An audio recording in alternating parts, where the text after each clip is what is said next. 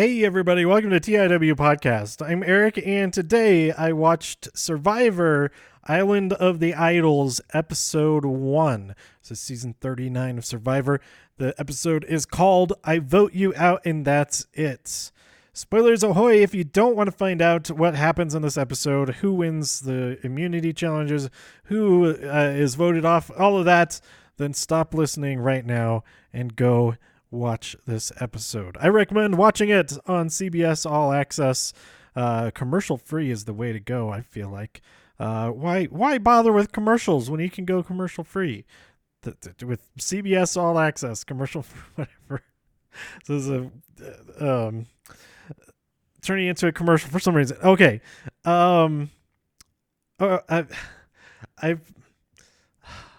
I've been I have been looking forward to this season a whole lot. And I really like this episode. I have high hopes for this season. There seems to be a couple of people that might get on my nerves, that I might kind of end up hating, or maybe I'll end up really liking them. I don't know. We'll see from here. All I know is that so far it's been really entertaining, and I really like the Island of the Idols part of it. That was my favorite part of this episode, and it worked out really well that the person who got sent there was really fun to watch in that situation. So before I get to that, I'm just going to run down all the people, all the names of everybody, and some of the notes that I had. Some of them I missed what they do, kind of. I think there's just a couple of people. One person, they didn't have any confessionals, but somebody else mentioned him by name. So I got his name from that. But first we have the tribe of Lairo, Lairo. They're the orange, I think it's orange. It's the not purple team. They pretty much in the order. This is the order that they had confessionals in. Because that's, as I saw their names, I would write down their names. So opening up the show, we actually had Boston Rob and Sandra talking about explaining what they're going to be doing. And then we get into meeting all the people as they arrive at their camps. So there's no Jeff at the top of the show. They just go to their camps and they see the name of this season, and that just sets the speculation running rampant. Island of the Idols. It sounds like you're going to go to an island, or this is the island that's just full of idols, maybe. But little do they know, the idols are actually, there are idols on the island, but you have to get them from the idols, the actual people idols, Sandra and Rob. And I really like that. I'll get back to it. Just running down everybody on Team Lairo. Karishma, she was the first one to get to talking. And I like her. She's not my top 4. I put stars next to my top 4 people. So I'll mention them as I get to them. We also had Chelsea, who I don't remember what her occupation and whatnot is. I think she's I don't remember.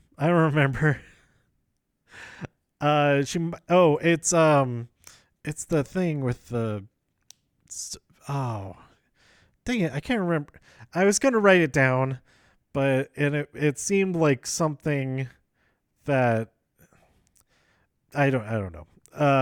But she talked a lot at the beginning, but then wasn't really a focus much for the rest of the episode.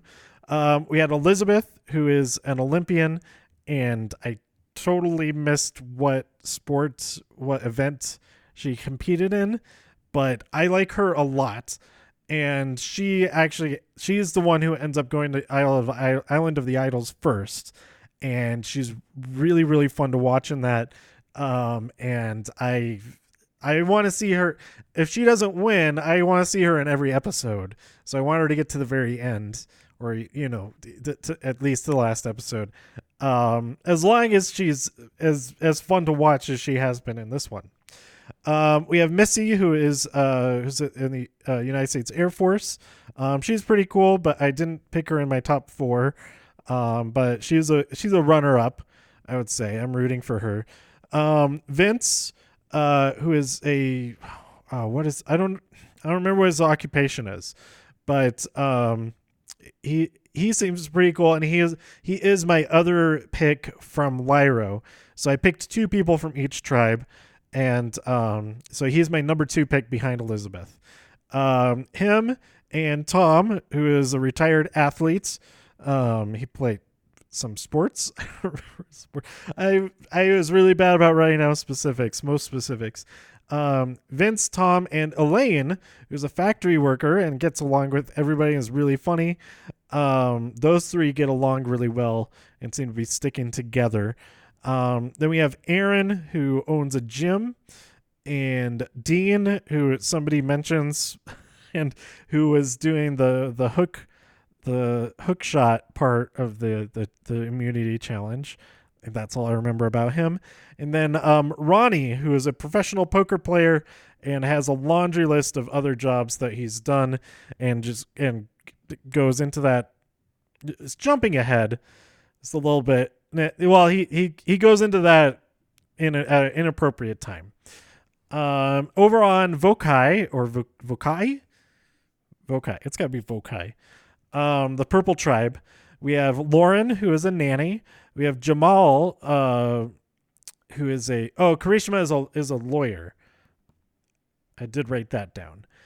We have a lot of lawyer people, one lawyer on each tribe. But Jamal, who is a K through 12 supervisor or something like that. I just wrote down K through 12. I forget what his exact title is. He seems really cool. I like him.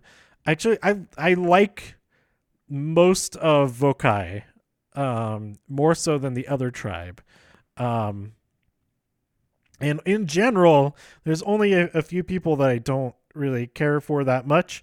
So the people that I don't get a good vibe from so far, on Laro, going back over to there, are Aaron and Ronnie. I don't really like those two.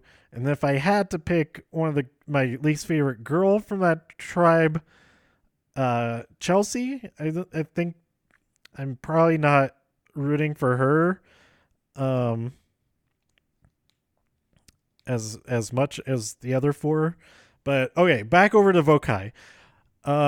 Tommy, who is a fourth grade teacher. I like him a lot. I chose him as one of my favorites. And I'm jumping down the list. He gets along really well with Jack, who is a grad student, has a long hair, and seems like he's going to be really fun to watch. So Jack and Tommy get along really well. So I'm going to root for them to stick together. If nothing else, not for either of them to win, but for those two to stay friends and be friends like the entire show and just be fun to watch together. We have Molly, who is I just wrote down law. I don't remember if that means she's a lawyer or what her occupation is, but I can't even remember what she is. Does she have the red hair? I think maybe. I don't remember. Then we have Janet, who is an older lady, who is a lifeguard, a chief lifeguard. She has over like 100 lifeguards that work for her. She seems all right. I think she'll be fun to watch. Jason, who is the lawyer for this tribe, he started looking for idols on the first day, so he has a huge target on his back.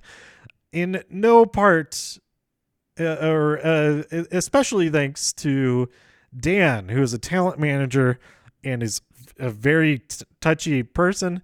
I've got bad vibes for him, and more so than Jason. I think Jason's fine. Looking for the idols, that's questionable, and that does draw attention that you shouldn't. There's really no reason to get that attention drawn to you on day one. But I mean, other than that, he seems like a fine, like totally fine. Dan, however, he's making a lot of people uncomfortable. So even before that happened, like I kind of got that a feeling about him before that whole section of the episode. Like the whole section of the episode about it. But like when he was trying, yeah, it was when he was getting people to not like Jason. That in itself was giving me a bad vibe, and then being really touchy with everybody and making people feel uncomfortable, that just added to it. So I hope that Dan is eliminated the first time that Vokai or whatever tribe he is on at the time has a chance to. Jack already mentioned, he seems pretty cool. Nora, I don't know, it's Noura. So I think it's just pronounced Nora, but maybe it's Nora. I don't know. But she's an entrepreneur, and she's the one that's in the preview for next week. Is like seems like a bit too much. I don't know, but I mean those like 3 or 4 clips could have been the only times that she was like that over the entire first 6 days, or the following 3 days. I don't know. We'll see. We'll see in the next episode. She wasn't a focus in this episode, so there's not a lot to go on yet other than that preview. And then Kelly, who is an MBA and a germaphobe, and is made the most uncomfortable by Dan's touchiness. And so I do like her. And it seems like there's going to be a lot of drama on this tribe in the next episode. So I hope that things aren't bad for her, because it seemed like they could be. But yeah, I'd say she is my runner up for my favorites for Vokai. So just to review, my 4 favorites overall: Elizabeth, Vince, Tommy, and Jack. And my number one, I'm going to go with Elizabeth. I'm picking Elizabeth to win. And yeah, that's it. So we get to the reward and immunity challenge, which had an obstacle course, lots of rope stuff. They had to. I really liked the grappling to get the rope to pull to lift up a big bundle of logs.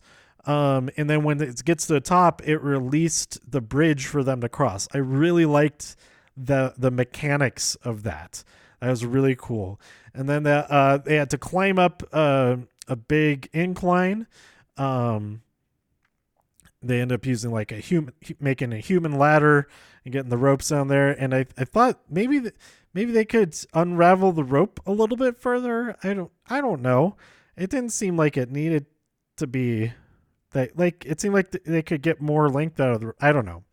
Maybe they're doing that. Maybe that was the limit. Maybe it did stop at that point. It couldn't make the rope longer. Anyway, after they go up that incline, then they have to assemble a village of puzzle houses, little huts, whatever you call them. And Vokai just absolutely destroyed that part of the challenge. And so Vokai gets the win, and Lyro will have to go to tribal council. But before they go, Elaine chose a name out of the bag. It was a bag of all of the people's names on the tribe, and that person would have to go, before going to tribal council that night. That person would spend some time at Island of the Idols, and the name that was drawn was Elizabeth. And so begins my favorite part of the whole episode. Elizabeth goes to the Island of the Idols, sees the giant heads of Rob and Sandra, and then Rob and Sandra come out of the woods into the woods. And she just loses her mind. She's so excited, and they explain what's going on, and that they're there to mentor her, and that they have a lesson. And so the lesson is how to make fire. And so Rob shows her how to make fire. And then Sandra works with her while Rob gets everything set up for the challenge. And she comes back. She's learned how to make fire. And Rob has the proposition. If she can beat Rob at making fire in the fire making challenge with the whole rope thing that you make the fire big enough so it cuts the rope, then she gets an immunity idol that's good for the next two tribal councils. But if she loses her vote, and she has to think about it for a second. And we come back to it after we go see what's going on at camp. Well, when we come back, and she's like, "Okay, I'm gonna do it." And I was really excited for her to do it, because like that's just a cool opportunity. I mean, if not having her vote meant that would lead to her being voted off, then it would be not worth the risk at all. But she seemed like her name was nowhere near being talked about. I don't think she had any reason to be concerned. And I'd say, yeah, go for it. But they played it off like, no, it was a dumb decision. You shouldn't have gone against me because you were going to lose. Like, there's no way you're going to win. Which is interesting, because Boston Rob does win. He makes the fire quickly and strongly. And it's yeah. They make that the lesson. Like, don't just jump. Think about what you're doing. Like, if an offer is too good to be true, this is what he says, then it probably is. And he mentioned something about he had something else to up the stakes or something like that, but the opportunity didn't arise, like, because she took the chance. Then there wasn't like further incentive. Maybe there's a handicap on his part that would have been added to the mix, give her a better chance at it or something like that.